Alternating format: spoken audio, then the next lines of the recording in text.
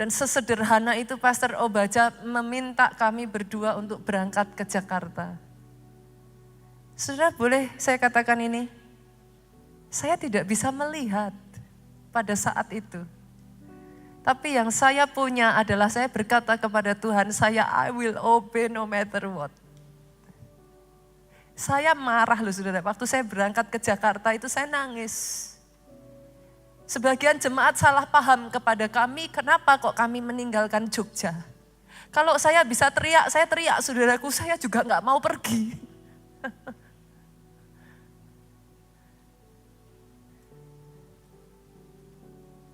Tapi Tuhan berikan saudara-saudara sebagai keluarga buat saya hari ini apa yang saya tidak pernah lihat sebelumnya. Apa yang belum saya mengerti sebelumnya. Ketika semua pintu ditutup di Jogja, saudaraku. Saya pernah ceritakan hal ini, saudara. Jadi Jogja tuh ya sudah sampai, benar-benar ya saudaraku. Orang itu sudah gak cukup ibadah ya saudara. Ibadah itu sudah sampai di depan kamar mandi loh saudara. Saudara kebayang gak tuh? Kalau saudara jadi gembala sidangnya apa? Puhauise apa? Apa saudaraku? Sungkan. Masa sih kita nyambut jemaat ya saudara, kita salamin disuruh duduk di depan kamar mandi. Kerasanya gimana? Kita kayak orang tuan rumah gak punya sopan santun. Tapi udah gak ada kursi saudara. Saya tuh sampai berteriak sama Tuhan. Tuhan, masa Tuhan gak lihat jemaat udah butuh tempat? Bukan gak ada uang saudara. Kita itu sudah berusaha beli tempat. Percaya gak percaya, sampai kita itu udah tutup mata ya. Kita buktiin kepada salah satu jemaat kita ya, anggota jemaat yang gak percaya, masa sih. Kita tuh mau beli tempat gak bisa loh saudaraku. Serius. Beli satu, udah di depan notaris cancel. Saudaranya meninggal. Di depan notaris cancel, anaknya cerai bertengkar. Gak jadi lagi, di depan pokoknya udah berkali-kali. Sampai kita tuh gini, udah deh tunjuk tanah yang mana aja. Oke langsung ke notaris. Cancel. Semua jalan ditutup di Jogja. Itu saya tuh sampai udah gak habis pikir. Pak Obaja dengan santainya kita tanya, Pak kenapa ya?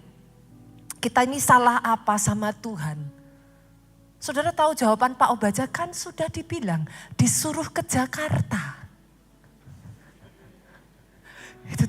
Itu tuh saya tuh benar-benar yang kayak ini papa mertua gitu kan saudaraku. Tapi rasanya tuh waktu itu tuh kayak gitu saudara. Akhirnya saya belajar taat dan saya berangkat ke Jakarta dengan tidak mengerti apa-apa saudara. Saya marah kepada Tuhan karena di Jakarta saya enggak minta satu demi satu tempat itu dikasih sama Tuhan.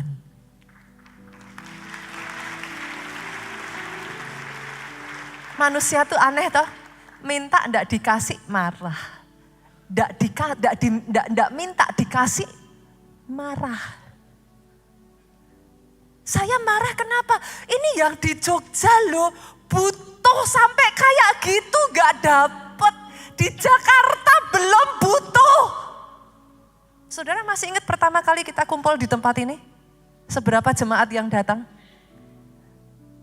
Tempat ini bukan kami yang meminta saudaraku. Tempat ini diberikan dan dipercayakan Tuhan kepada jemaat keluarga Allah. I have to say it.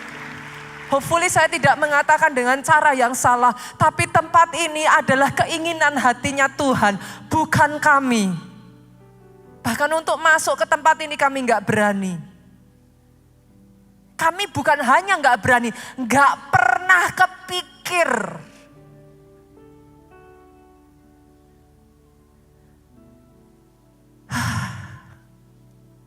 Saya hanya berdoa satu hal saudaraku. Belajar mengerti agendanya Tuhan. Belajar percaya ketika tanganmu digandeng untuk berjalan ke tempat yang engkau tidak mengerti dan tidak kau pahami. Tapi sadari rencananya tidak pernah salah. For I know the plan I have for you. Aku tahu rancangan-rancangan apa yang ada padaku mengenai kamu. Rancangan damai sejahtera, bukan kecelakaan. Untuk mendatangkan kebaikan. Tepuk tangannya boleh yang paling meriah buat Raja di atas segala raja. Saya tidak mengerti bahwa ketika Tuhan memaksa kami untuk berangkat ke Jogja, ketika Tuhan memaksa kami berpindah ke Jakarta, jujur ya saudara, kalau saya ditanya 2 kota yang paling saya nggak suka, maka saya akan menjawab Jogja dan Jakarta. Seriously, bukankah Tuhanmu itu ajaib? Tuhan tuh paling tahu loh, titik tombol itu loh saudaraku. Masing-masing orang tuh punya tombol yang bisa dipencet itu loh. Tuhan itu tahu tombolnya itu. Dan di waktu yang tepat dipencet, saudara. Itu tuh kayak, bolehkah saya katakan ini saudaraku? Tapi saya belajar proses tidak mengkhianati hasil. Saya belajar di saat saya diizinkan Tuhan mengalami pergumulan di dalam batin saya, sesungguhnya Tuhan sedang melatih otot-otot saudaraku, stamina ketahanan rohani saya untuk bertahan dan tetap kuat di masa-masa sukar. Saat itu saya berteriak, saat itu saya marah, saat itu saya nggak terima. Tapi saya tidak pernah mengerti, Dia terus izinkan saya mengalami masa-masa itu saudaraku. Saya menyadari sekarang bahwa Tuhan mengizinkan semuanya itu supaya otot iman saya dibentuk satu demi satu. Tuhan mengizinkan saya berjumpa dengan orang-orang yang sukar, orang-orang yang tidak mudah, orang-orang yang memfitnah, menghancurkan, mengkhianati, meninggalkan. Supaya saya bisa tetap kuat. Ketika Tuhan izinkan saya ada di masa yang sekarang, berapa banyak yang setuju dengan saya diberkati itu enggak lebih gampang dari enggak diberkati loh saudara. Berapa banyak yang tahu ketika engkau diberkati kau butuh kerja keras, butuh ketahanan lebih. Sukses itu enggak gampang loh saudaraku, sukses itu capek. Banyak orang di masa diberkati berhenti karena sudah enggak kuat. Udah capek, udah cukup Tuhan, udahlah aku segini aja.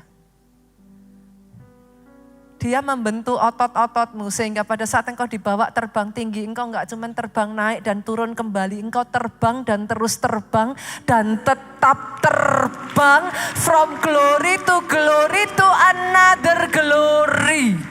Yang tidak dimengerti murid-muridnya saudaraku, kenapa Yesus harus naik? Kita buka Yohanes pasalnya yang ke-16 ayat 7. Namun benar yang kukatakan ini kepadamu adalah lebih berguna bagi kamu jika aku pergi. Kenapa? Sebab jika aku tidak pergi, penghibur tidak akan datang kepadamu. Tetapi jika aku pergi, aku akan mengutus dia kepadamu.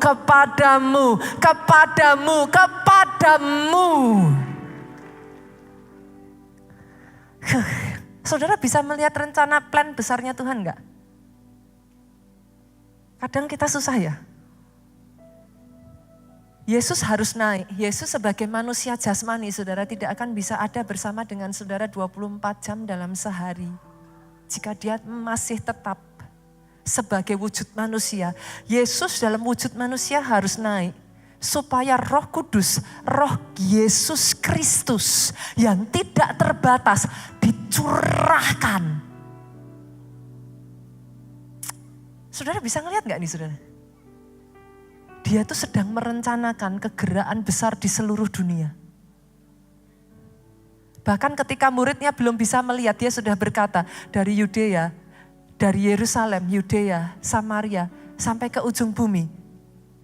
Dia siapkan Roh Kudusnya. Kenapa? Karena dia tahu Yesus dalam rupa manusia gak bisa. Tapi Yesus dalam wujud Roh Kudusnya bergerak dimanapun engkau berada. Di ruangan-ruangan yang tidak ada seorang pun yang melihatnya. Bahkan saat ini Roh Kudusnya bekerja, bergerak. Spotting one by one. Dia pulihkan, dia memerdekakan, dia melepaskan, dia bangkitkan kembali. Roh yang sudah padam, yang suam, dikobarkan kembali. Roh Kudusnya diutus saudaraku. Sehingga 2000 tahun dari sejak hari itu sampai dengan hari ini, you are here. Engkau ada di sini. Engkau mengaku Yesus Kristus adalah Tuhan dan Juru Selamat atas hidupmu. Mari izinkan karyanya bekerja dalam hidupmu. Izinkan saya katakan ini, dia belum selesai. Ini yang akan dia kerjakan. Kayak saya baca ini ya saudaraku. Kisah Rasul 2 ayat yang 1 sampai yang ke-4. Ketika tiba hari Pentakosta, bukankah hari Pentakosta itu sekarang? Inilah momen Pentakosta saudaraku. 10 hari ke depan nanti saudara. Semua orang percaya berkumpul di satu tempat. Lihat kiri kananmu. Lihat depan belakangmu. Semua orang percaya berkumpul di satu tempat. Tiba-tiba turunlah dari langit suatu bunyi seperti tiupan angin keras. Memenuhi seluruh rumah di mana mereka duduk. The wind is blowing. Angin itu bertiup. Rasakan saudaraku. The wind is blowing. The wind is blowing. Ayat berikutnya saudara. Tampaklah kepada mereka lidah-lidah seperti nyala api yang bertebaran hingga pada mereka masing-masing. Saya berdoa ya. Selama 10 hari ini saudaraku, KKR ini. Akan ada orang-orang yang mendapat penglihatan. Saudara yang berkata kepada saya, pastor dulu saya pernah, tapi sudah lama sekali saya nggak pernah melihat lagi. The wind is blowing. 10 hari ini saudaraku, jangan lihat siapa yang melayani di tempat ini. Certainly saudara akan dilayani oleh hamba-hamba Tuhan yang luar biasa. Tapi tangkap ini, He is moving. Angin itu ditiupkan dalam hidup saudara. Penuhlah mereka dengan Roh Kudus. Satu demi satu, engkau yang belum bisa berbahasa roh, penuh dengan Roh Kudus. Mereka berbahasa, berkata-kata dengan bahasa Roh Kudus. Mereka mulai berkata-kata dalam bahasa lain. Seperti yang diberikan oleh Roh itu kepada mereka untuk mengatakannya. Ayat 4 yuk. Multimedia. Saya bacakan buat saudara.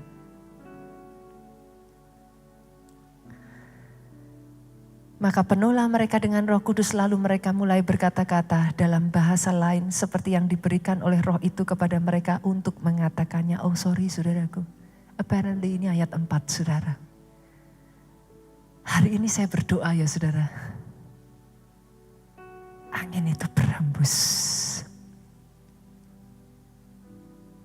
Pastor, kalau angin itu berhembus apa yang terjadi? 2 hal saya akan tutup dengan ini ya saudara. Angin membersihkan semua awan gelap atas hidupmu. Kita lihat yuk Ayub 37 ayat 21. Seketika terang tidak terlihat karena digelapkan mendung. Lalu angin berhembus. Maka bersihlah cuaca. Pastor, apa sih yang dimaksud dengan mendung? Saudara boleh lihat ke depan. Saya orang yang bergerak di dalam perkara roh saudaraku, tapi saya bukan orang yang ngeroh. Saya rasa saudara yang sudah cukup bersentuhan dengan saya, saudara tahu apa yang saya maksudkan.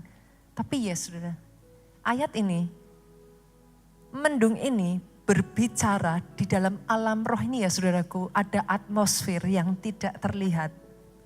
Dan saya harus mengatakan peperangan roh itu real. Kadang pernah gak saudara tuh ngerasa out of nowhere, gak ada angin, gak ada hujan, tiba-tiba hati itu rasanya sesek aja. Kayak pressured gitu, ketekan kayak berat gitu. Yang saudara tidak sadari, dalam alam roh ini ya saudaraku, peperangan itu terjadi. Masih ingat kisah Daniel bu? Daniel berdoa supaya Tuhan kasih hikmat. Doanya dijawab Tuhan, Tuhan kirimkan malaikatnya. Yang Daniel gak tahu, malaikat itu dicegat saudaraku, dihadang.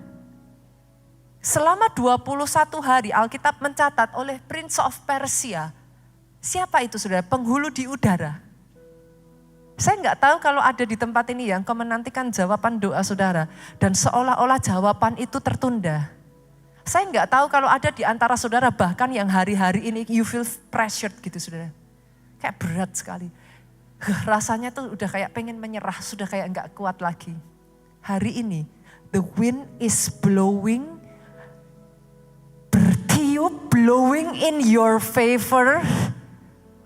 Dan saya perkatakan ini, ketika angin itu berhembus saudaraku, seketika awan gelap itu sirna.